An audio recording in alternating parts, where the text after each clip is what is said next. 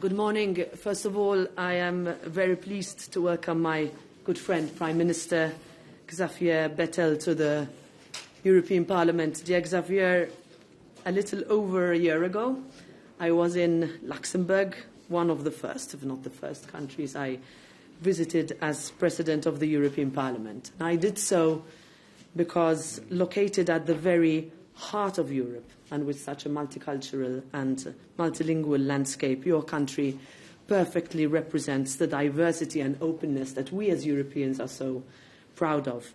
It is another reason why we are so proud of the European Parliament's presence in Luxembourg and so many of our staff based there.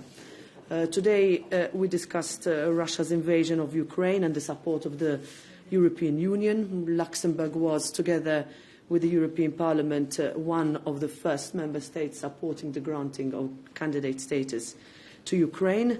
And I know that integration plays a crucial role for Luxembourg, which you have once again showcased in these difficult times.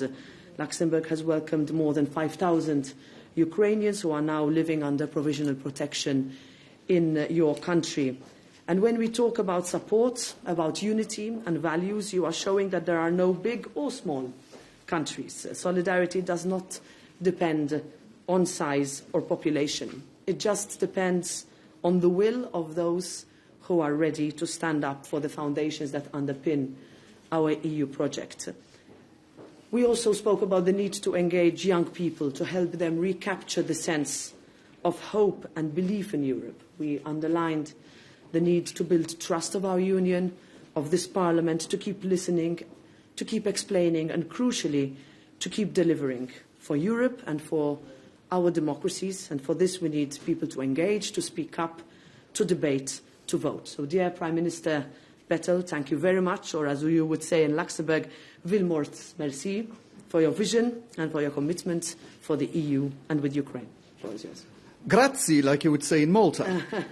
So I really want to thank you, dear Roberta, President of the European Parliament, for this invitation. And if I'm right, it's the third time now in 5 years that I'm invited to have a speech here in this distinguished assembly. And last time I was here to make a speech was for the anniversary of the Parliamentary Assembly.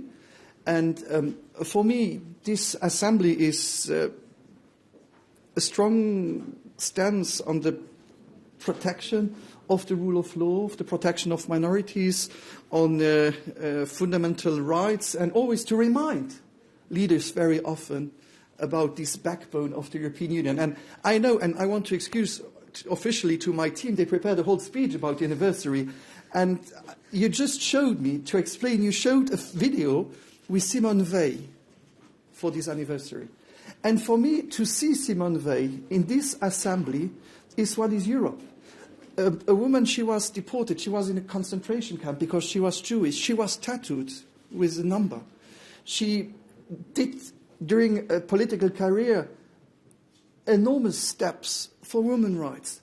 And she was sitting here. She was the first elected president. It was a woman. So this is for me Europe. And because of that, I was not able to read a text about technical and assembly and people. But I just wanted to speak about this backbone and this right. So for me, a parliament is always, in all the countries, and it has to be, even if for some politicians they don't like it, it's the epicenter of democracy. It is where where elected people are there, and we have to respect, we have to exchange, and we need to speak. And we saw that through the European Union, we forget sometimes, for me, the European Union, the problem that we have, it's that we need this piqûre of rappel of what brings us Europe. When I see the pandemic, we thought that it was normal that we got the vaccines. But believe me, if it would have been the normal market and not the European Commission, some countries would have been able to buy easily vaccines when others wouldn't have been able to buy them. I don't want to say that even in a provocative way, that maybe some countries where vaccines would have been produced would have put a ban to export vaccines.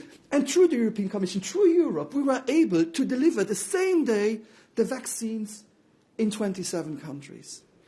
That I did an Erasmus program. This is also Europe. I did in Panipestimos Aristotelius Saloniki.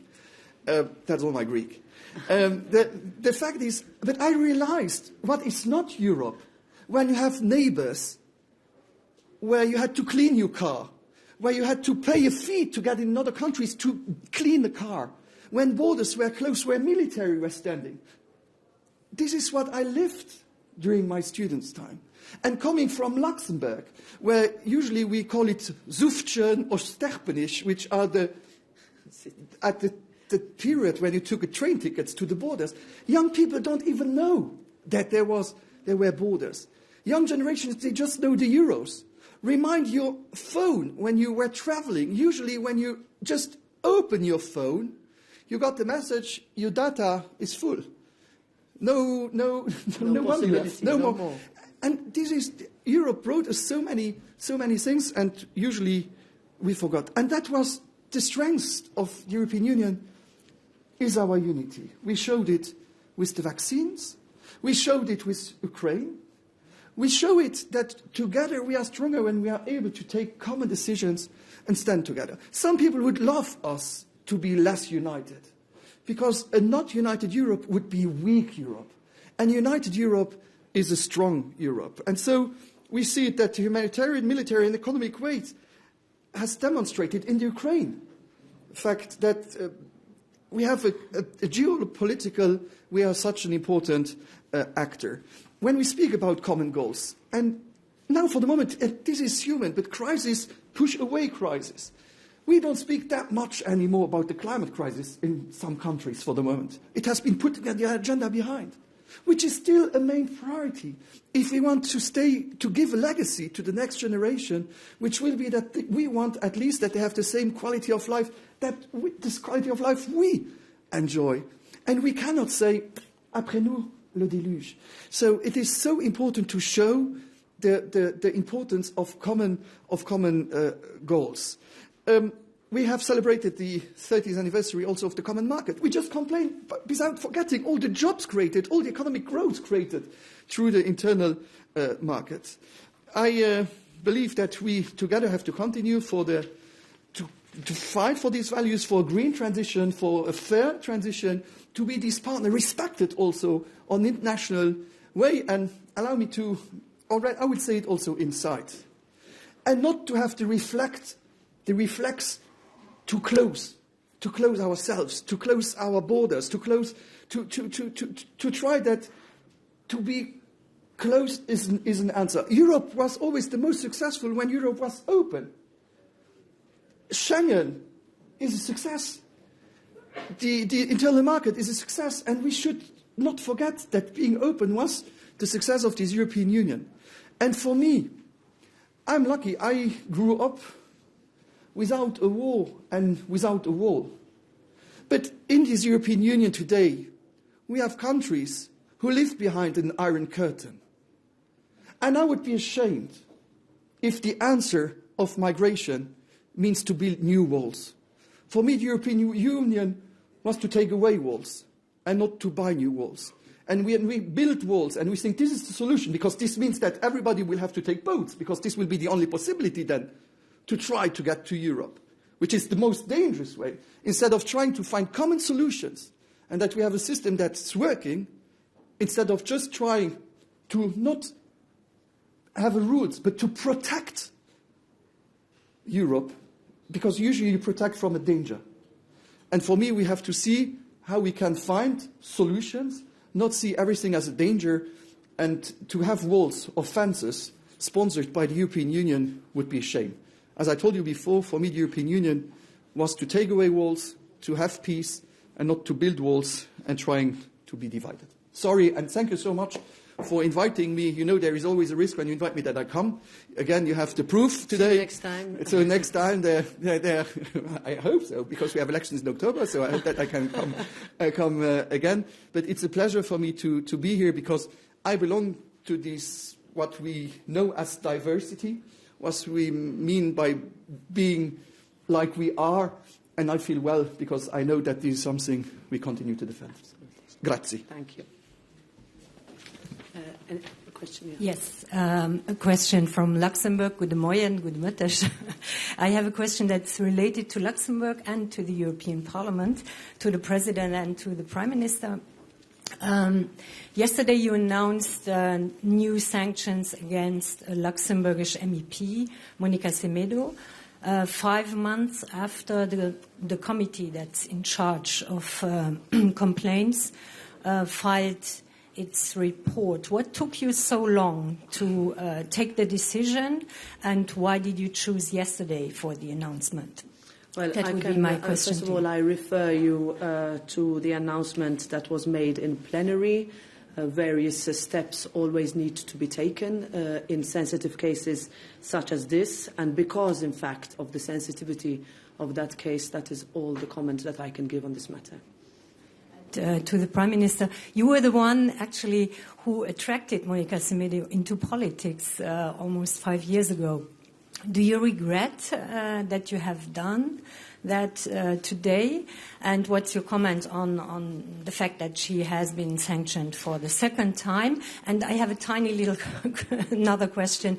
Are you today also here to apply maybe for one of the top jobs of the European Union, such as maybe the President of the European Council? Should we listen to your speech also in this way?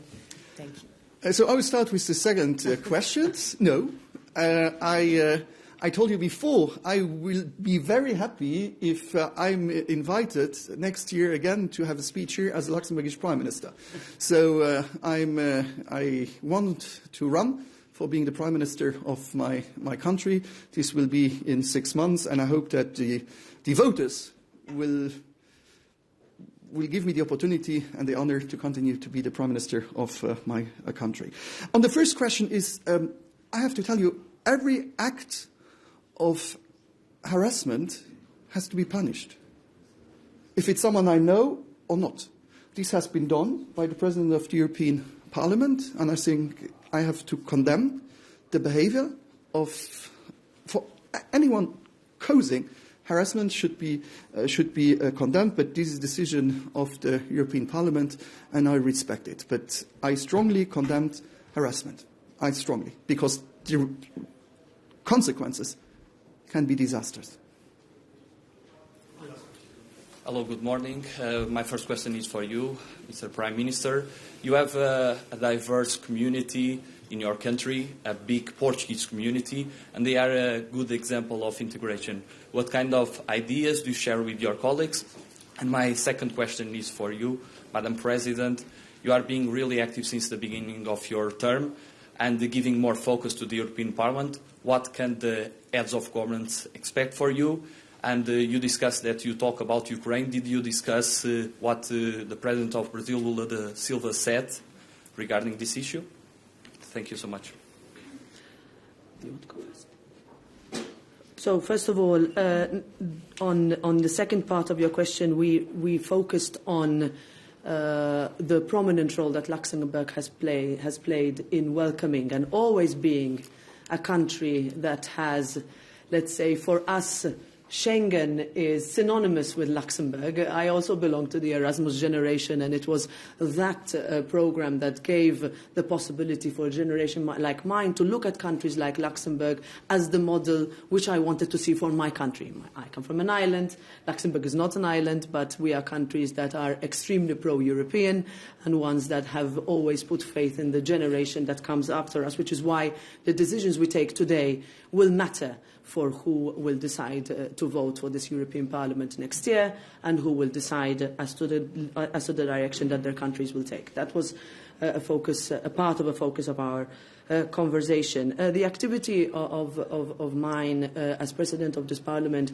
has been focused towards making sure that this Parliament is as visible, as effective and efficient as possible. We have been tackling since the beginning of our mandate a pandemic which gave us the challenge to remain open, to remain functioning, to continue to show solidarity, and to make sure that we continue to work as legislator. Since I took over, we also have had very difficult challenges. Last but not least, let's say, a corruption scandal that has shocked us to the core. That has also given us the momentum to push for reforms that this Parliament needs, and it is those reforms that I want to lead, and I would like to continue leading. Thank you. Muito obrigado. We just welcomed the President of Portugal and also the Prime Minister of Portugal to Luxembourg. We were very diplomatic during the football game. The fact is Luxembourg wouldn't be what it is today without the Portuguese community. The Portuguese community helped to build my country. And allow me to speak about, to make a link now, and I don't want to be misunderstood, because I know that some political parties in your assembly here tries to make migration as a problem. My country, a third of my country, migrated to the United States in the 19th century. Nearly everyone forgot it. Nearly everyone forgot it. And my country wouldn't be what it is today without migration. And so we did a huge campaign, and even the President and the Prime Minister came to help to support the Portuguese community to register for local elections, because we opened the local elections to everyone. If you're European citizens, you can vote for elections since the Maastricht Treaty, but we opened it to everyone. If you live in the country, if you have the right to vote for local elections, and this helped. So I just can tell you that we are very happy to have this community, and most of them, of the third generations, are now Luxembourgers, still having their roots, their culture, their traditions, but feeling also Luxembourg as their home. So thank you to those communities, like the other communities who made Luxembourg this patchwork and this successful patchwork. And just to tell you, because I will say it again, I'm sorry to anticipate, Luxembourg because we have this immigration, but also the commuters. We have 200,000 commuters coming every day to work in Luxembourg. During the COVID crisis, if France would have blocked the borders, the people would have died in my hospitals. So it's why it is important to be able to have partners and not concurrents, but partners. We took French people in our Luxembourgish hospitals. That's Europe for me, and not the opposite.